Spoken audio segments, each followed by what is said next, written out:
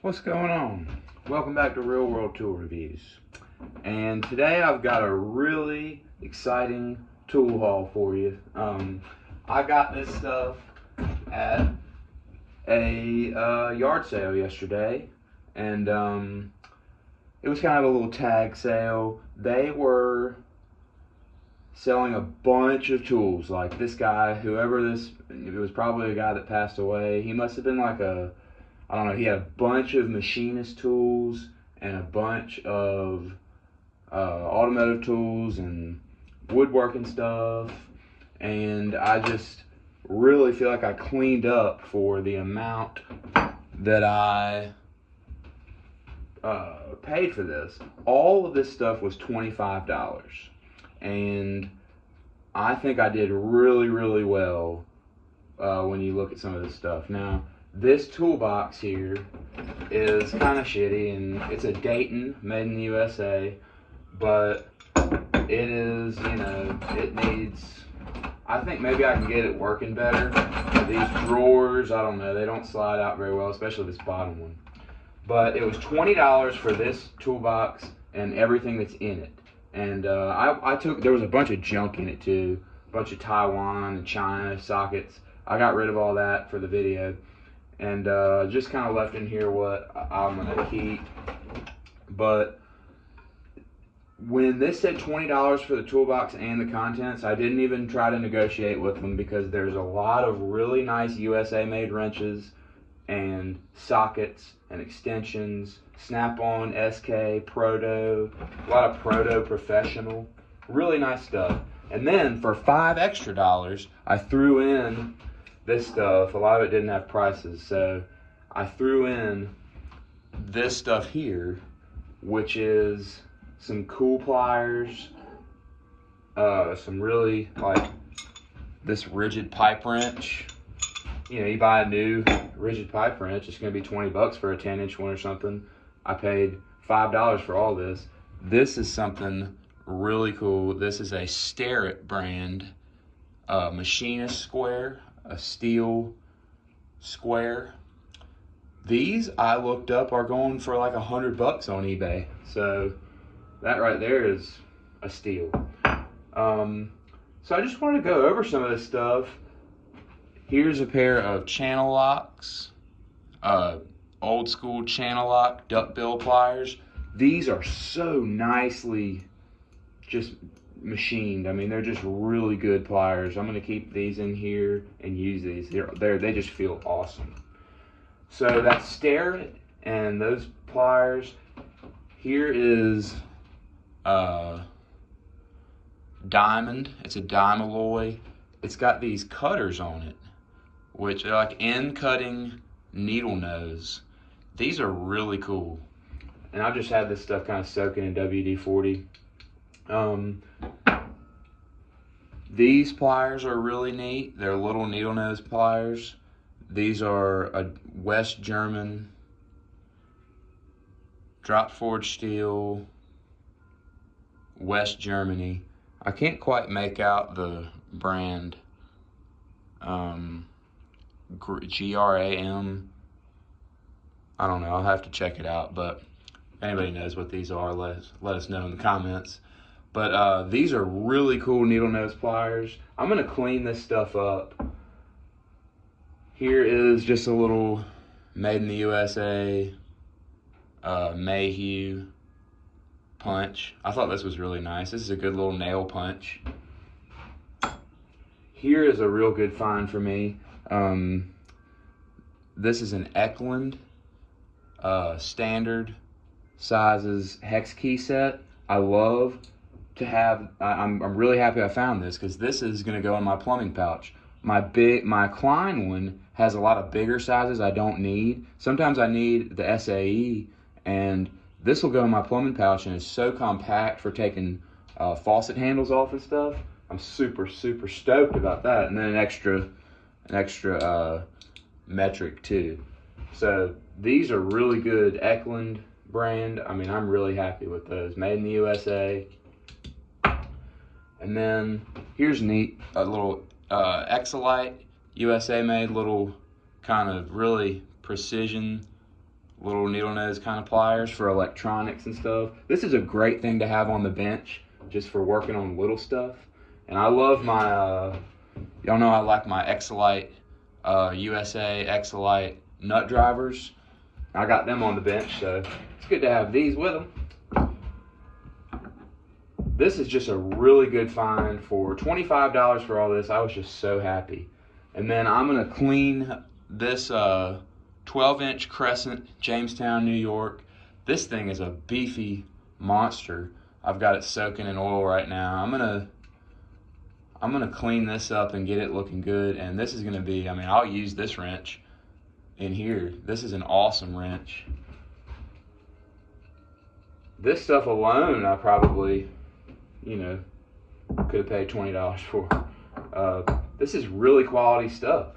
And then this box. Now, I kind of like this toolbox. It's cool. If I can really clean it up and get it operating right, I think it's going to be nice. Dayton, Chicago, Illinois, you know, it's got a nice handle on it. It's really a cool box. And, you know, just some Dunlap. These are made in the USA. Bigger kind of slip joints. They're good to have, you know, they're not bad. They got that nice kind of knurl handle that is always really cool. And then just some of this stuff is kind of junky, like these gimmicky things, like these kind of gimmicky wrenches, and this water wrench made in the USA. It's kind of neat, but it's got all these sizes. I guess it would be cool to have if you really were in a pinch. I don't know. But what some of the wrenches in here that I was really happy to get are, there was a couple SKs. Like here's a 17. I needed a 17. I'm working on a collection of USA made wrenches. I'm going to do another video on kind of kicking off a series of looking for good wrenches. But this is an SK 17 millimeter. There was a couple other, maybe one other SK in here. But yeah, an SK 5/8, which I don't know if I'm going to use this one in the set because I got these Proto Professionals. There was a good bit of Proto Professional tools in here, and these are really good feeling wrenches. So here's the 5/8 I'm probably going to use. Look how nice those wrenches are. And there's a 9/16, 11/16, 5/8. These are just super, super nice wrenches. So I'm really happy to have these. These are definitely going to go in my set. And then here's another really good wrench I was happy to get. This is a Crescent brand gear wrench style, made in Taiwan, but this is reversible, so you can have the offset on a ratcheting wrench is always better. Because I don't know if y'all have ever had the straight kind that's not reversible. There's no offset, and if you get it backed up into a spot where you can't get it off of your fastener, you'll be in a world of hurt. But I love this style of reversing. Like, here's I've got these gear wrench ones that are like this, and they have that's cool, but I like this better, actually, this style. And I use the 1/2-inch ratcheting wrench for compressor bolts. When I'm taking out a compressor, I use this wrench. So this is going to be my new wrench for that.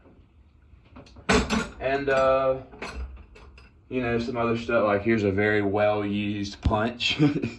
That somebody really did a lot of work with this. Kind of cool to have. So, and there was a bunch of other wrenches that I took out that I didn't like, that I wasn't going to keep really. Palmera, made in Spain, kind of a neat. This is a hefty kind of feeling, nice wrench. And I've always wanted a set of these, Craftsman, or just this style though, that has this kind of socket on the end. I forget what these are called, but this is a 3/8 one of those. This is actually a really nice one, V series. So I'm gonna try and find some more of these. because they're just good to have.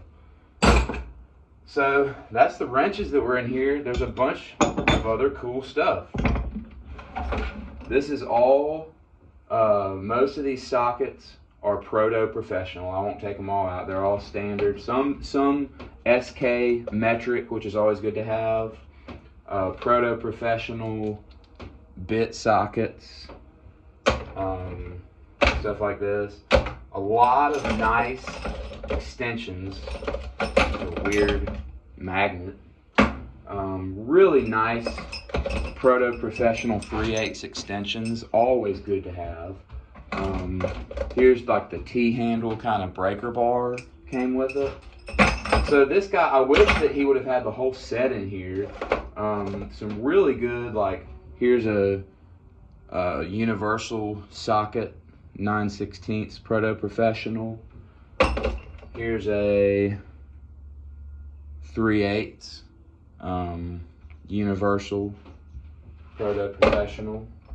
Here's a really hefty, big 3/8 Wizard, made in the USA. There are some snap-on sockets. These are 1/2" drive, or this one is. Actually, this is another snap-on 3/8. Here's a Cornwell 3/8. And this is a snap-on 11/16 deep 1/2". So I don't have any 1/2" snap-ons, so these are good sockets. So, you know, just really, I got 3 snap-on sockets and a Cornwell. Really good stuff in here. Some Craftsman V-Series, nothing crazy. Some SK, just a good collection of sockets in here. And then some 1/4" stuff that I'm really super excited about. Here's some little SK wrenches, little tiny ones. 3/8, 1/4", 5/16. But this was some of my favorite stuff that I found. So here is a 1/4" snap-on extension. This is a really nice extension. Here is a snap-on 1/4" breaker bar. Now I don't really know why you would need a 1/4" breaker bar, but it's just cool, and I just really like it. Then a really sweet sounding SK 1/4" ratchet. I'm gonna use this. It is so sweet, so smooth, so fine tooth. I really like this one. A Crescent USA little 4" adjustable. Cool to add to the collection. I've got 3 of these now that I bought in the last couple of weeks. I got this 10" that I've cleaned up and it's working great. All Jamestown, New York Crescent wrenches. Here's another Black Hawk, not quite as nice 1/4" ratchet, but you can't have enough 1/4" ratchets laying around. And then here's a cool, like, one of these kind of flexible, made in the USA. I don't know what brand it is. It doesn't have a brand, but neat little flexible thing, just to keep in the 1/4" set, you know. So for $25, you know, rigid pipe wrench, big 12" wrench, some really cool pliers. This is going to be some fun stuff to clean up and make usable, and some really good wrenches to add to the collection. Good sockets, a neat toolbox. So I thought I did great. Let me know what you guys think. $25 for all this stuff. I got some SK, Snap-on, Proto, you know. So, and then maybe the find of this whole thing. These are going for like $100 on eBay. This Starrett, it's in pretty good condition. These are really, really nice squares. So let me know what you guys think. But this is the vintage tool haul for the weekend here. I had a lot of fun with this one. So y'all let me know what you think about it. Did I spend too much? Did I do pretty well? Is this all just a waste of time? Who knows? But if you guys are interested in some of these vintage tools, I think I might keep looking out for them, and maybe even try to restore them. Like I'm gonna try and restore this big old rusty wrench. So I think I'm gonna get a bench grinder and really kind of try to clean these things up and make them look good. I don't know as much about it as some of the other guys on YouTube who are doing really good tool restoration videos, but I'm going to try my hand at it because I just really like it. I really like these old tools. I think it's really fun.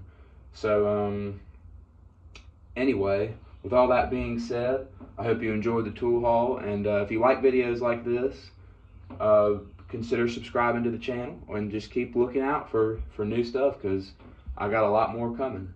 So thank you as always for tuning in.